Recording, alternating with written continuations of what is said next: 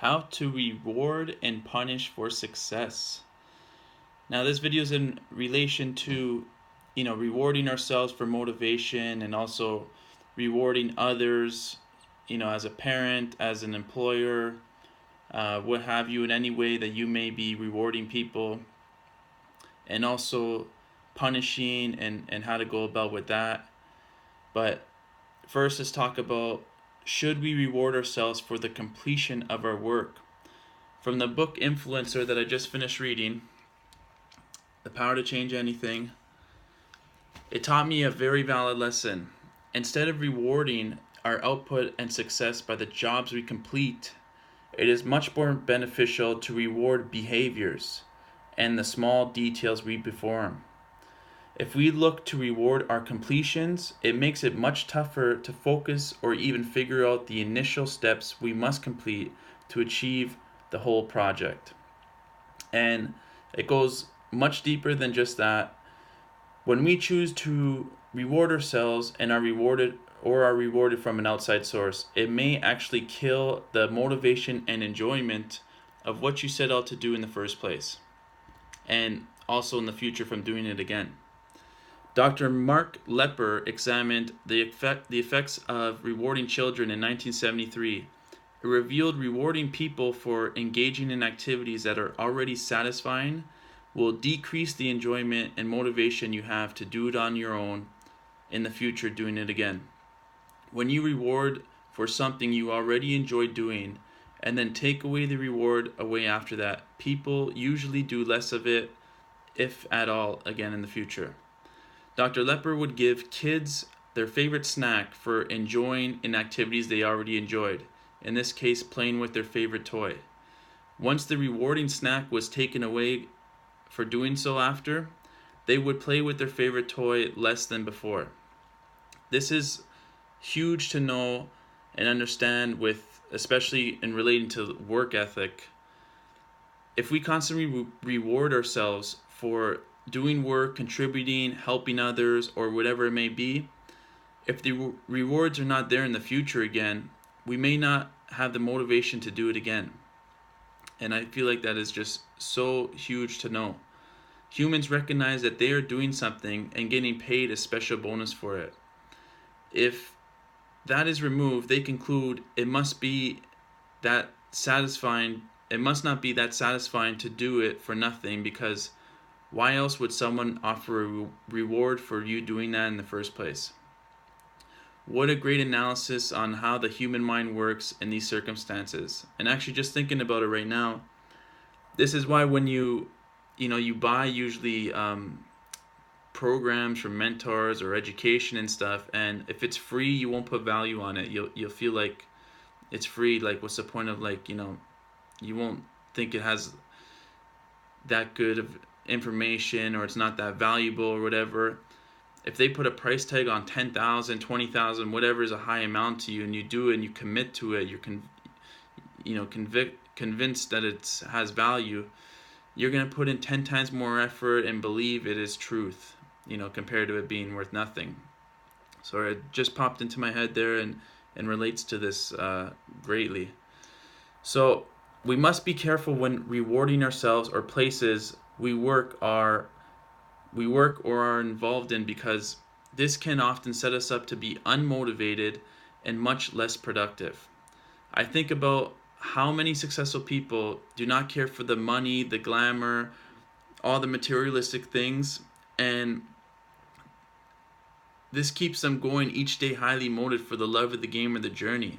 Like, there's a lot of very rich people out there that they don't spend much, they don't do much, but they work nonstop still, because they just love what they do, like that common thing of they just love what they do and they're not into all that. But maybe that, just like this, it's perfect in relation, where that's because they're not rewarding themselves to demotivate themselves, where if they rewarded themselves for doing that thing they love, eventually they would stop liking it.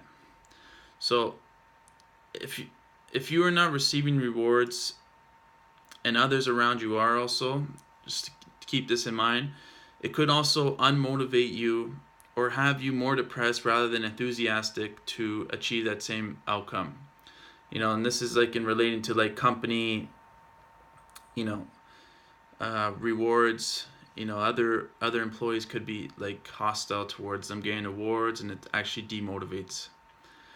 When there are incentive awards around, you believe you deserve them for what you do, and if you don't, you feel robbed of everything you contributed.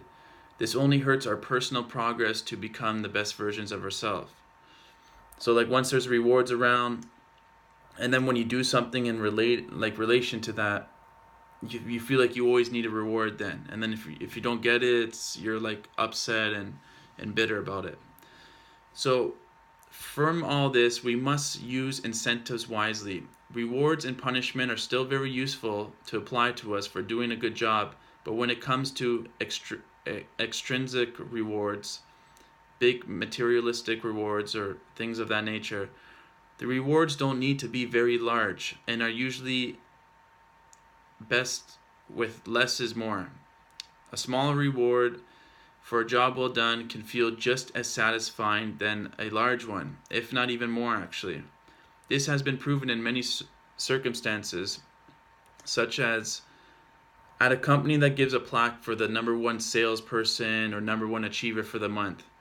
Most people will fight tooth and nail for that plaque, and that means absolutely nothing. It has no value, and when they receive it though, they feel like it's like a Nobel Prize, and they got $100,000 check with it. And I've also learned this from myself with my rewarding my own self actually. Like many years ago, when I would have an amazing day, I made a ton of money, I got a stack of money that I could spend, I would go and I would treat myself to a bag of chips, a small little bag of chips, and it would feel so satisfying to me. That little reward, it would be like job well done, feel great. I'd like to only do so much because I'd rather keep money in my pocket and continue to build, but I felt completely satisfied though. I felt like extremely satisfied with that. So the job well done is a lot more rewarding than the reward usually. So it is often the thought that matters and not the gift itself. This is because the thought behind the reward carries a symbolic significance. The significance goes a lot further than the reward itself. And also in that book, Influencer, they mentioned the company Dell & C, I believe, that they would give small change to cocaine addicts in this program for clean urine samples. And since they were stricken from all their possessions when they're in the program, like a small change, was a little bit significant. And this reward of trust, though, held so much value to them, and was very small, but it completely kept these addicts away from doing it when their addiction was at their heaviest at all times. So because they did a job well done, they said you did a job well done, they said, okay, here you can take $5 and you can go to the store and grab a little something. That little reward and that reward of telling them they did a good job, plus the trust they gave them, kept them from not relapsing and doing drugs again. And their success rate is basically almost 100%, I think, if not 100. So the small rewards allow the motivators to reward more, and often without having the drawback of the value being so big. Others would be the drawback of it being so big that so you wouldn't want to do the job in the first place again. You wouldn't be demotivated once you didn't get the reward, or the reward was smaller in the future. And it also gives the opportunity to reward more often, because it would be like affordable to do more and available in more circumstances by social support instead. And this allows us to reward on much smaller jobs, and as it should be, because the most important thing to do is to reward each essential behavior that gets us to our final goal. You don't want to reward again for the whole completion of the job. the task, the project. You want to reward each behavior that is getting you towards that final completion. So we must reward the behaviors, the small details, because then that will give us the know-how to know the steps to focus on and master each one of those if we are going to accomplish that big goal or project. Because most times we give up because we don't know which goal we need to focus on and how to do it, and eventually you give up because you're just failing nonstop. You don't know what's going on.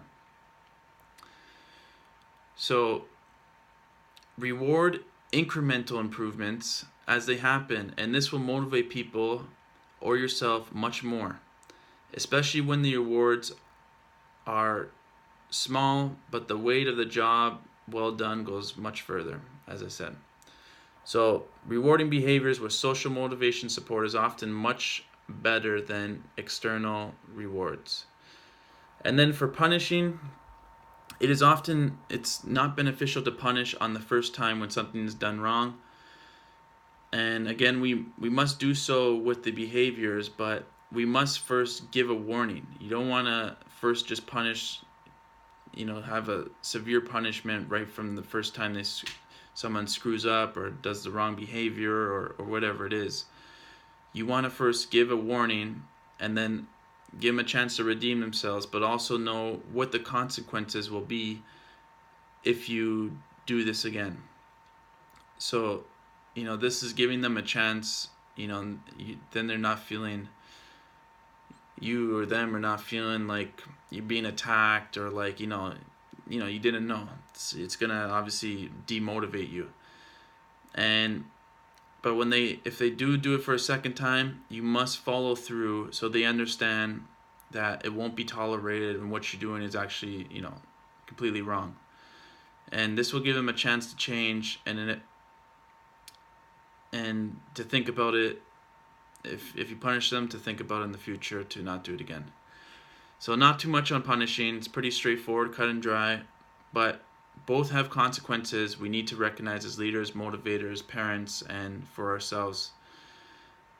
Hopefully you got some understanding of this. I thought this topic was really amazing to understand the rewarding system, rewarding ourselves or getting rewarded from other people, and social rewards are usually better than the big rewards or like the rewards of materialistic value, money or whatever. So the small rewards are much better, keep you motivated, keep you doing the tasks, and keep you enjoying it and loving it. So hopefully you got some value out of this. Subscribe to the channel. I'm Matthew J. Like the video, comment below. We'll see you on the next one.